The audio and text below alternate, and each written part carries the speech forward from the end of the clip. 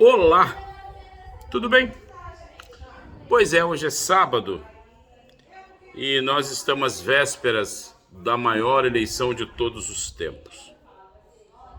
Para quem viveu tantas emoções em outras, como a primeira eleição direta que nós tivemos depois de 64, que foi cercada por muitas emoções, em que nós tivemos o direito de votar novamente para um presidente da República, e peço a Deus que isso nunca acabe. Nós estamos próximo de decidir agora quem vai governar o Brasil por mais 4 anos. E é uma coisa que depende da gente, né? Depende diretamente da gente na decisão de colocar alguém lá para que faça ou dê continuidade do crescimento dessa nossa querida nação chamada Brasil. Mas o que me traz nessa manhã de sábado não é tentar fazer com que você não tenha o direito de colocar o seu voto, mas tentar mostrar ao brasileiro em quem ele vai votar. Porque a decisão é dele, a decisão é minha, a decisão é nossa. Eu estava me lembrando hoje de manhã sobre a palavra de Jesus da porta estreita e a porta larga. E é um direito que o próprio Jesus nos dá. Eu decido a porta que eu quero por onde passar. É uma decisão minha. É uma decisão exclusiva minha. É uma decisão que me dá o direito de passar pela porta que eu quiser passar. O problema não é eu ter o direito. O problema é a decisão. Você está entendendo? É aonde eu vou estar ao passar pela porta. Jesus, ele é a porta estreita, porque larga é a porta que leva à perdição, prostituição, todas essas coisas que não condiz com a criação ou o Criador, que nos dá o direito da vida para que possamos de verdade viver, e viver debaixo de uma ordenança dele. Mas infelizmente muitas pessoas vão escolher a porta larga, porque a porta larga do outro lado, na verdade, são coisas horrendas, são coisas que vai trazer desconforto para a alma. E eu estou aqui para alertá-los. Nós temos 2 candidatos, ficaram 2. Entre muitos, somente 2 chegaram para esse momento, para que nós brasileiros pudéssemos decidir quem vai sentar na cadeira. O Lula, o candidato do Partido dos Trabalhadores, o PT, eles carregam o símbolo do comunismo e carrega na sua bagagem propostas terríveis. E nós já passamos por isso. O candidato de número 13 carrega no seu currículo manchas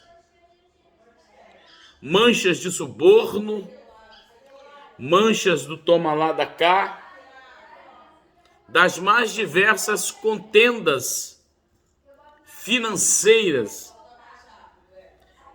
em escândalos que o nosso Brasil já teve desde o Império. São obras que não terminavam, são construções que nunca chegavam ao seu final, refinarias que poderiam trazer um benefício, um lucro muito grande para o Brasil, mas infelizmente não conseguiram terminar esse propósito. E eu fico a pensar, como votar em alguém que no tempo que teve de 8 anos ou 14 anos, não conseguiu concluir aquilo que começaram, deixaram obras para trás. Foi o tempo de construção de estádios de futebol por causa de uma Copa do Mundo, né? Como se Copa do Mundo trouxesse algum benefício para o Brasil. Trouxe para a FIFA, trouxe para a CBF. Para o Brasil, não. Quem não se lembra dos 7-1 da Alemanha, que fechou com um símbolo de tristeza por uma palavra maldita pelos organizadores da Copa, pelo Ronaldo Fenômeno,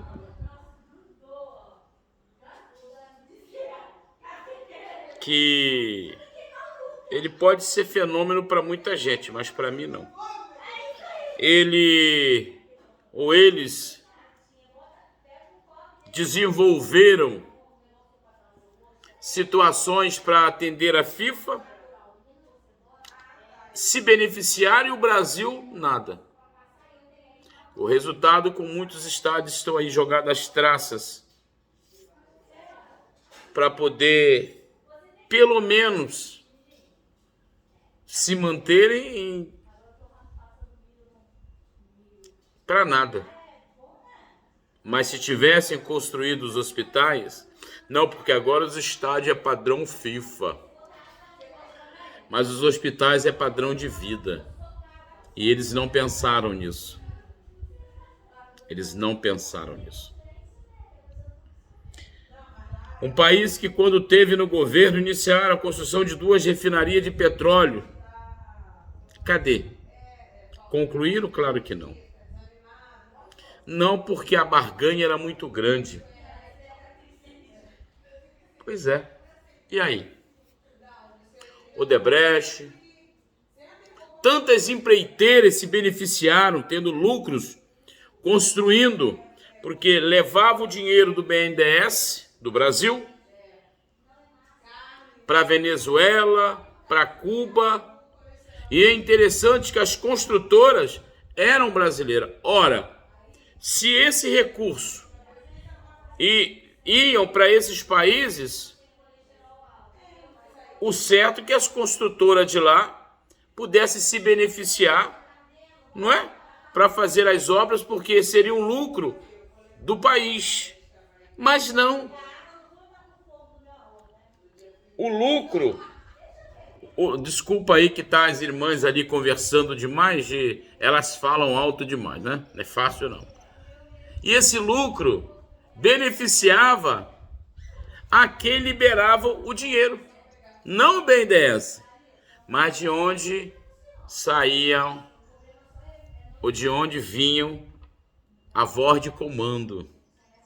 Então era uma divisão de lucros para o bolso deles, não para o bem-estar do país.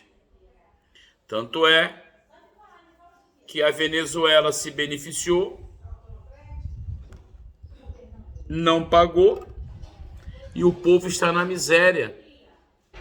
Cuba, há muitos anos, desde 1900 e carqueirada, se não me falha a memória, 1955, 56, sei lá. Cuba passa por esse regime. Me mostra um carro fabricado em Cuba, novo, moderno, não tem. Os carros são daquela época. O desenvolvimento em Cuba acabou. Países comunistas, países que não pensam no ser humano, não pensam no seu povo. Aí o que Lula faz? O que o Partido dos Trabalhadores faz? Traz os médicos cubanos para o Brasil, dizendo eles que era para manter o Brasil totalmente aquecido em quantidades de médicos para atender o povo. Mentira. Porque a maior parte do salário dos médicos cubanos voltavam para a ditadura cubana. Os médicos, na verdade, se tornaram escravos de Cuba e do Brasil. Por que o PT... Por que o governo não desembolsava o salário deles e pagava em mãos? Por que a maior parte do valor do salário deles era levado para Cuba? Bem, eu acho que eu não sou tão trouxa assim como eu pareço, né? Aí vem o governo Bolsonaro, pega de cara uma pandemia e se saiu muitíssimo bem. Mas demorou vir a vacina. Como que demorou vir a vacina? Se não tinha vacina para ninguém? Quer dizer que o Brasil era obrigado a vacinar a toque de caixa sem que a Anvisa liberasse cada lote por lote, sendo examinada, testada as vacinas? Porque esperava uma pedalada do presidente, né? Para pedir o impeachment dele. Morreram 600 e poucos mil.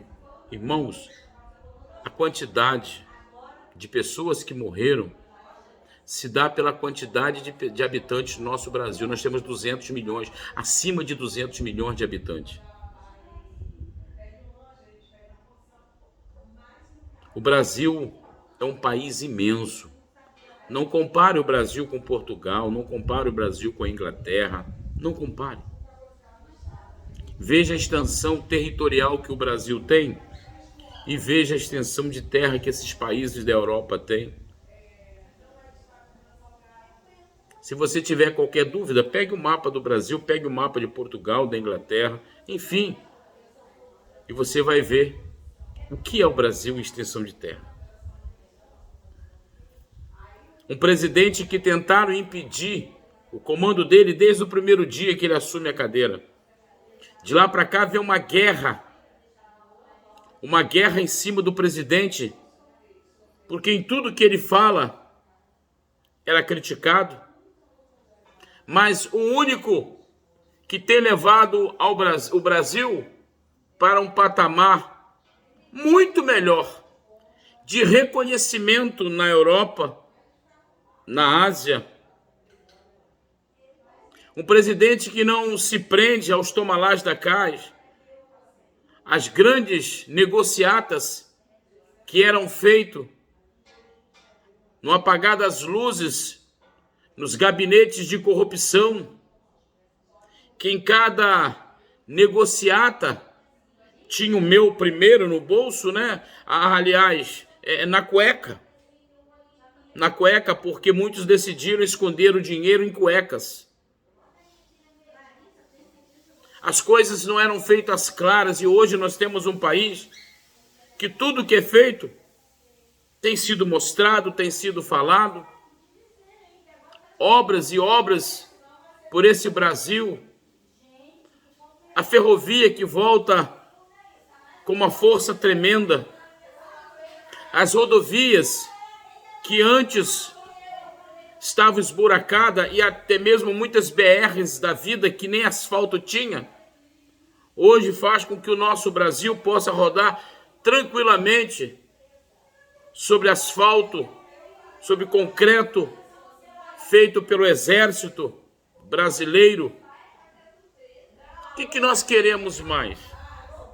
A transfusão do Rio São Francisco, que chega ao seu final, levando água para lugares que eram obrigados a comprar carro-pipa e água de brejo, água suja, coisa terrível. O Brasil hoje deslancha. O Brasil hoje entra a uma postura totalmente diferenciada. O que nós queremos mais? Nós vamos interromper aquilo que está dando certo? Nós vamos voltar a um Bolsa Família de R$ 180? Porque vamos tirar os R$ 600 que o governo atual está dando para o povo? O que nós queremos mais? Queremos a corrupção? Queremos o filho de um ex-presidente? Ou os filhos que se tornaram milionários? Acionista de empresa de telefonia? Que vive aí nos iates da vida com prostitutas? Tomando champanhe? Comemorando cada roubo? Cada dinheiro que poderia ser investido na saúde, cada dinheiro que poderia ser investido na educação, e vive por aí sustentando mamatas, sustentando o seu próprio bolso, os seus próprios deleites. É isso que nós queremos? Queremos o retorno de José Genuíno, José Dirceu e outros tantos que viveram na mamata. Queremos que a Lei Rouanet volte para colocar esses cantores de meia patacas que não cantam absolutamente nada, que na verdade eles liberam porcaria para os nossos ouvidos. Os meus não, porque os meus não vão permitir ser alcançado por essas bostas de músicas horríveis, de cantores que se dizem cantoras e cantores que acham que são cantores. O que nós queremos?